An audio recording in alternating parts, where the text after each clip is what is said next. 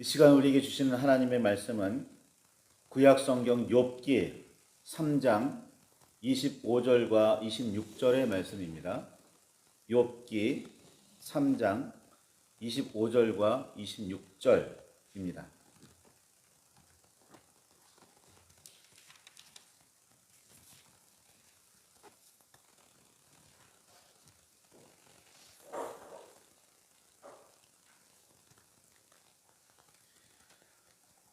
찾으셨으면 우리 함께 말씀을 봉독하시겠습니다. 내가 두려워하는 그것이 내게 임하고 내가 무서워하는 그것이 내 몸에 미쳤구나.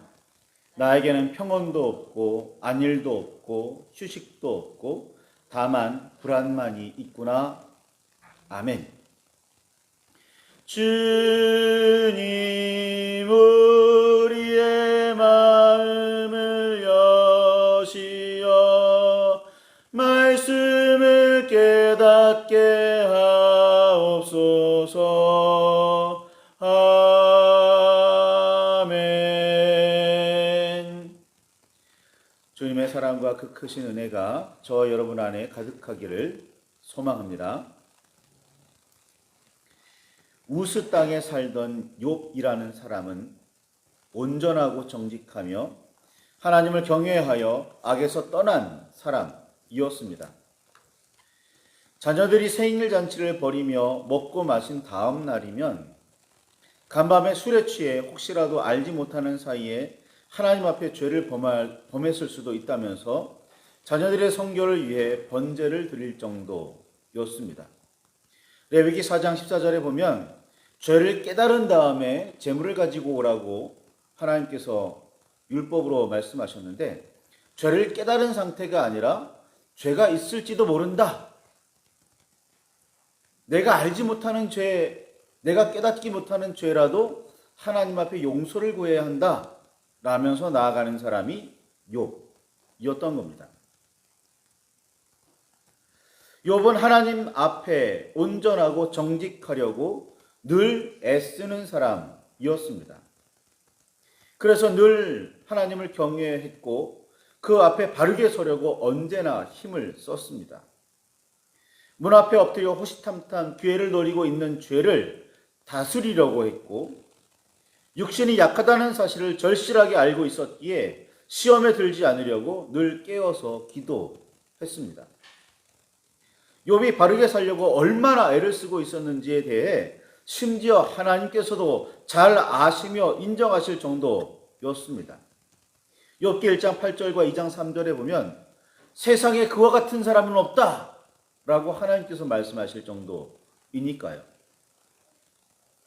그는 죄를 짓지 않기 위해 그렇게 노력했으며 혹시라도 죄 가운데 빠지게 될까 봐 두려워하며 무서워했습니다. 보통 이해가 밝으며 얕다라는 의미로 사용되는 영악하다라는 말은, 그 말을 우리는 보통 어린아이들에게 적용하며 깜찍하다, 똑똑하다라는 뜻으로 이해하곤 합니다. 그런데 이 단어에는 분명히 나쁘다는 뜻의 악자가 들어가 있으며 본래는 매우 모질고 사납다라는 의미입니다. 어쩌면 우리는 악에 대해 지나치게 관대해져 있는지도 모릅니다. 메이즈 러너라는 영화에서 Wicked is good 이라는 대사를 들었을 때 참 당황스러웠던 기억이 있습니다. Wicked, 악하다, 못되다, 사악하다. 굿은 선하다라는 거죠. 정말 못되고 사악한 것을 좋고 선하다고 평하며 선선히 받아들여도 되는 걸까요? 적은 수의 생명을 희생해 많은 수의 목숨을 구할 수 있다면 당연하게 희생을 강요해도 되는 걸까요? 나만 아니면 된다는 생각이 만연한 오늘 이 시대에 우리는 내가 모르는 다른 사람이니까, 혹은 내가 싫어하거나 두려워하는 사람이니까 그 정도의 희생은 감수해도 좋다고들 생각하곤 합니다.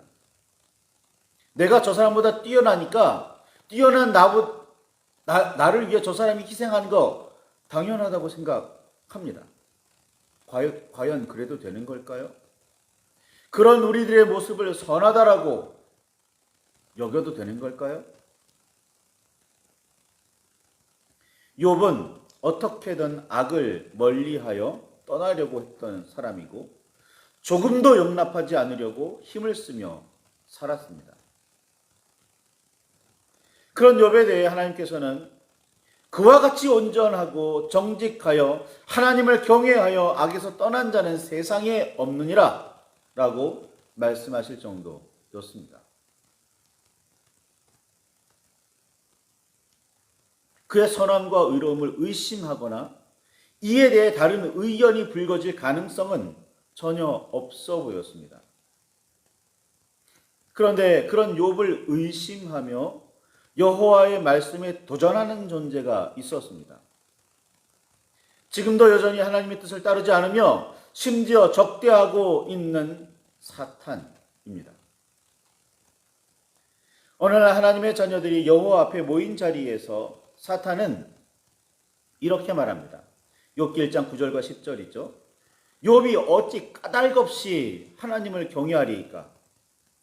주께서 그와 그 집의 모든 소유물을 울타리로 두르심 때문이 아니니까? 주께서 그의 손으로 하는 바를 복되게 하사 그의 소유물이 땅에 넘치게 하셨음이니이다 라고 대답합니다. 욥이 그토록 여호와를 경외하며 섬기는 이유는 하나님께서 욥을 복되게 하셔서 그의 소유물이 땅에 넘치도록 해주셨고 심지어 울타리로 둘러 보호하시기 때문이라는 주장으로 하나님의 말씀에 반대되는 의견이었습니다. 보통 교회에 다녀 예수님을 믿으면 복받는다고 말하며 전도하는 우리, 나아가 사회적으로 성공하지 못했거나 부유하지 못하며 건강하지 못한 사람들을 향해 믿음이 온전하지 못하거나 죄를 지어서 그렇다는 말을 손쉽게 하는 우리는 어쩌면 이런 사탄의 논리를 따르고 있는지도 모릅니다. 그러고 보면 참 무섭고 두려운 현실을 우리는 살아가고 있습니다. 사탄에게 의심을 받게 된 욥은 혹독한 시험을 겪게 되었습니다. 이를 통해 하나님께서는 사탄의 생각과 주장을 돌이키려고 하셨습니다. 욥이 온전하고 정직하게 하나님을 경외한다는 사실을 증명하려고 하셨습니다. 욥은 하루아침에 모든 재산을 잃었고 심지어 사랑하는 자녀들마저 모두 죽고 말았습니다. 복을 중요하게 여기며 믿음을 지켜온 우리라면 이성의 끈을 일부러라도 놓으며 울부짖었을 것이고 그렇게 하나님을 경외하며 섬겼는데도 찾아온 불행을 이해하지 못했을 것입니다. 힘을 다해 열심히 섬겼는데 왜 이런 고난을 주시냐며 겨우 이것밖에 주실 수 없냐고 하나님을 원망하게 될 것이고 이런 것들을 아버지 되신 하나님께서 자녀들에게 주셔도 되느냐며 부르짖게 될 것입니다. 이런 것들이 불행을 겪는 우리들 모습 대부분에서 볼 수 있는 일반적인 반응이며 사람이면 가지는 보통의 마음, 즉 인지상정입니다. 시험을 통해 엄청난 불행을 마주한 욥은 우리가 상상하지 못한 놀라운 반응을 보여주었습니다. 욥기 1장 20절과 21절에 보면 그는 일어나 겉옷을 찢고 머리털을 밀고 땅에 엎드려 예배하며 이르되 내가 모태에서 알몸으로 나아싸운즉 또한 알몸으로 그리 돌아가올지라 주신 이도 여호와시요 거두신 이도 여호와시오니 여호와의 이름이 찬송을 받으실지로다. 이 말 속에 하나님을 원망하는 표현은 단 하나도 없습니다. 오히려 찬송했습니다. 한마디로 욥은 상식 밖의 반응을 보여줍니다. 하나님께서는 욥의 진실함을 복을 받고 못 받고에 좌우되지 않음이 확인되었다고 말씀하셨지만 사탄은 인정하지 않았습니다. 사탄은 한 걸음 더 나아갑니다. 사람은 무엇보다 귀중한 자기의 생명을 지키기 위해서라면 무엇이라도 내놓는다고 말했습니다. 생명만 잃지 않는다면, 건강만 하다면 그까지 재물 잃어버리는 것 정도야 감수할 수 있다는 말입니다. 사실입니다. 몸에 좋다면 먹지 못할 것이 없고 생명을 조금이라도 늘리려고 무슨 짓이든 할 것이 분명하기 때문입니다. 생각해보니 사탄은 우리의 생각을 너무나 잘 알고 있으며 우리의 마음을 너무나 정확하게 꿰뚫고 있습니다. 우리가 무엇을 얼마나 귀하게 여기는지 어떻게 그렇게나 분명하게 파악하고 있을까요? 아마도 우리의 마음속 가장 깊은 곳에 굳건히 자리를 잡고 있기 때문일 듯 합니다. 여호와 하나님을 섬기며 예수 그리스도를 따르는 성령의 인도하심을 받아 살고 있다고 고백하는 우리의 마음 속에 가장 강력한 영향력을 휘두르고 있는 존재는 엉뚱하게도 어쩌면 사탄인지도 모릅니다. 참으로 두려운 발상이기는 하지만 부정하기도 매우 힘든 생각입니다. 욥의 모든 재산과 자녀들까지 앗아간 사탄은 이제 욥의 몸에까지 손을 대고 말았습니다.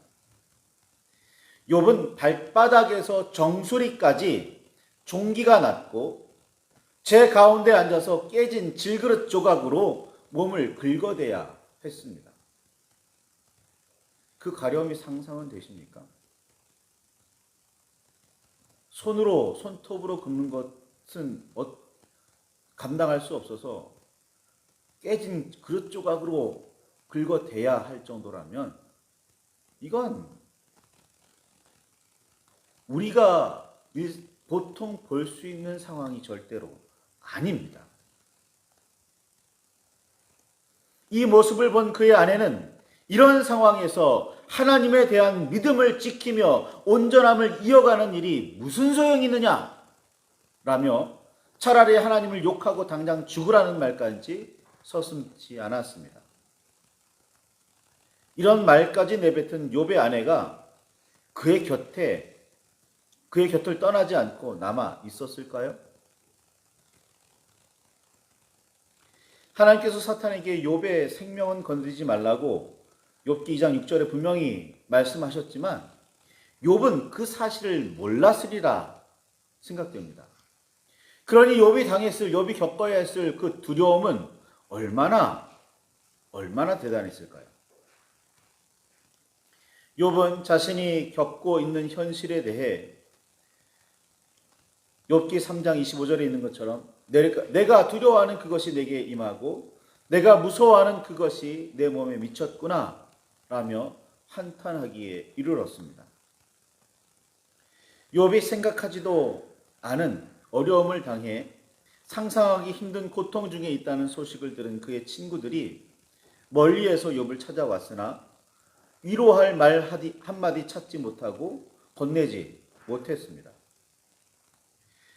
말할 수 없는 슬픔과 참을 수 없는 안타까움에 자신들도 겉옷을 찢고 티끌을 날려 머리에 뿌린 후에 밤낮 7일을 욥과 함께 넋놓고 앉아 있을 수밖에 없었습니다.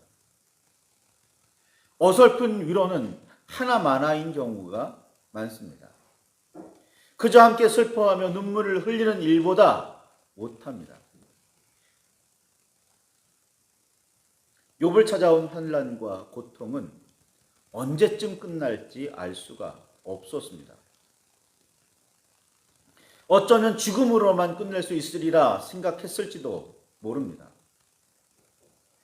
그러나 그냥 하나님을 욕하고 죽어버리라는 아내에 대해 그런 어리석은 말은 꺼내지도 말라고 대답한 욥이 스스로 죽음을 택할 리는 없었습니다.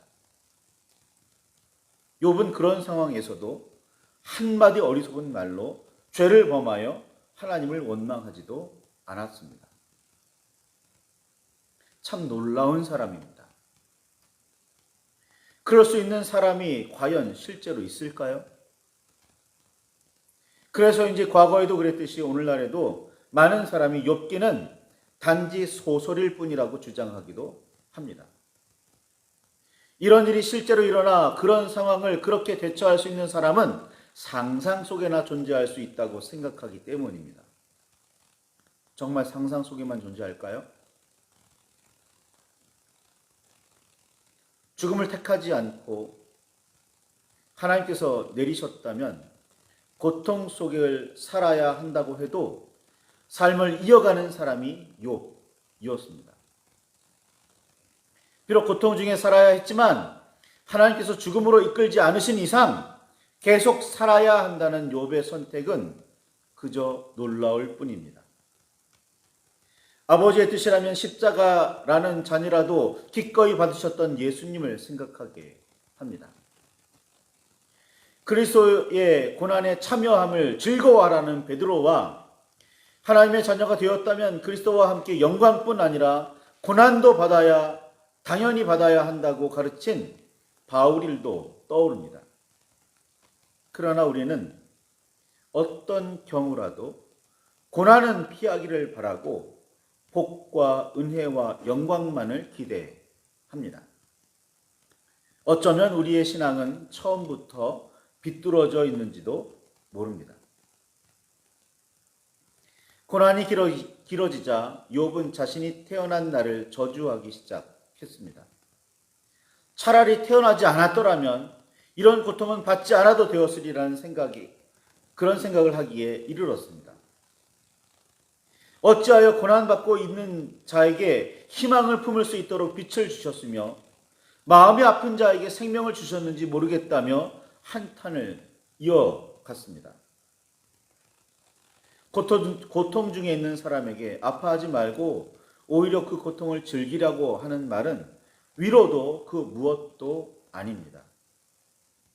고통 중에 있으면 당연히 아픕니다. 그것도 언제 끝날지 알 수 없는 상태라면 희망을 놓지 말라는 말도 섣부를 때가 대부분입니다. 어쩌면 욥의 세 친구처럼 그저 함께 아파하는 일이 전부여야 할지도 모릅니다. 욥은 자신의 상황에 대해서 욥기 3장 25절에 나에게는 평온도 없고 안일도 없고 휴식도 없고 다만 불안만 있구나 라고 말했습니다. 욥의 이런 한탄은 매우 자연스럽고 당연합니다. 사랑하는 아내는 악담을 내뱉고 있었으며 신뢰했던 친구들은 어떤 위로나 힘도 되어주지 못하고 있었기 때문입니다. 욥의 처지는 충분히 이해가 됩니다. 적어도 이성적으로는 이해가 됩니다. 우리의 삶도 그렇게 다르지 않기에 더욱 직접적으로 다가옵니다. 그러나 한 가지 더 묵상하게 되는 부분이 있습니다. 욥은 과연 그의 고백과 말처럼 하나님을 의지하며 붙들고 있었을까? 라는 생각입니다. 그는 정말 모범적이기까지 한 고백처럼 하나님과 함께라면 밝은 희망을 품을 수 있고 새로운 소망을 가지고 있다고 생각했을까요? 적어도 불행이 찾아온 그 순간은 그랬을지 모르나 문제는 이 고난이 쉬이 사라지지 않고 한동안 계속된다는 사실에 있었습니다. 상황은 크게 나아지지 않을지라도 우리는 변함없이 여호와 하나님을 의지하며 그리스도 안에서 소망을 품어야 합니다. 성령께서 선한 길로 우리를 인도하신다는 믿음을 버리지 말아야 합니다. 이것이 진정한 신실함입니다. 이것이 진정한 믿음입니다. 우리가 살면서 풍성한 복을 받아 누리지 못하더라도 여호와 하나님께서 우리의 아버지시며 예수님은 우리의 구원자, 즉 그리스도이시고 성령께서는 우리를 하나님의 나라로 이끌고 인도하고 계신다는 사실은 변함이 없습니다. 모두 빼앗기고 잃어버려 아무것도 남지 않았더라도 삼위의 하나님께서는 늘 우리와 함께 계심을 잊지 말아야 합니다. 그 안에서 희망을 품으며 소망을 가지시기 바랍니다.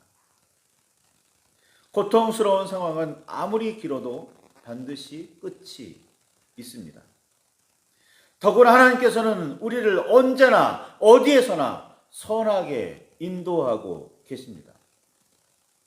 그러니 자신에게는 불안만 남아있다는 식의 절망은 거두시기 바랍니다. 이렇게 말하는 욥이 과연 하나님을 온전하게 붙들고 있었다라고 말할 수 있을까요? 적어도 하나님께서 시험을 통해서 욥을 확인하시기 전까지 욥의 믿음은 온전한 줄 알았습니다. 아니, 온전한 듯 보였습니다. 그러나 어쩌면 욥의 그 온전함은 말뿐인, 혹은 모든 것이 다 갖추어진 상태에서에만 고백이었는지도 모릅니다. 욥기 전체를 읽어보면 그에 대한 평가에 대해서 욥이 끝까지 하나님을 원망하지 않았다. 끝까지 그 믿음을 지키며 살았다. 그래서 하나님께서 욥을 회복시켜 주셨다. 라고 그렇게 평가하기도 하지만 하나님께서 끝부분에서 욥에게 네가 정말 하나님을 잘 아느냐? 네가 정말 하나님의 뜻을 분명하게 아느냐라고 질책하시는 모습을 통해서 보면 욥이 그렇게 온전하지만은 못했음을 알게 됩니다. 그때 욥은 그렇게 말합니다. 내가 이제야 주님을 알겠습니다. 내가 이제야 주님을 뵙습니다. 내가 이제야 주님의 뜻을 온전히 알겠습니다. 라고 그렇게 고백하는 모습을 봅니다. 그러니 욥은 완벽했다? 아닙니다. 욥이 고통을 대처하는 그 방법을, 그 삶을 통해서 우리도 오늘의 삶을 대처해 나가야 합니다. 욥이 그렇게도 좀 한탄하기도 하고 때로는 원망하기도 했지만 그렇게 하나님을 끝까지 붙들고 있었던 것처럼 우리도 하나님을 끝까지 붙들고 있어야 합니다. 욥이 당한 상황만큼은 않을지도 모르지만 오늘 우리도 고난과 고통 중에 있기 때문입니다. 말씀을 붙들고 깊이 묵상하시기 바랍니다. 하나님을 붙들고 계십니까? 진정이십니까? 아무런 의심 없이 매우 당연하게 하나님을 붙들고 계십니까? 말씀을 붙들고 깊이 묵상하시며 기도하시기 바랍니다. 나의 믿음이 진실인지 참된지 말입니다. 말씀을 붙들고 깊이 묵상하며 기도하시기 바랍니다.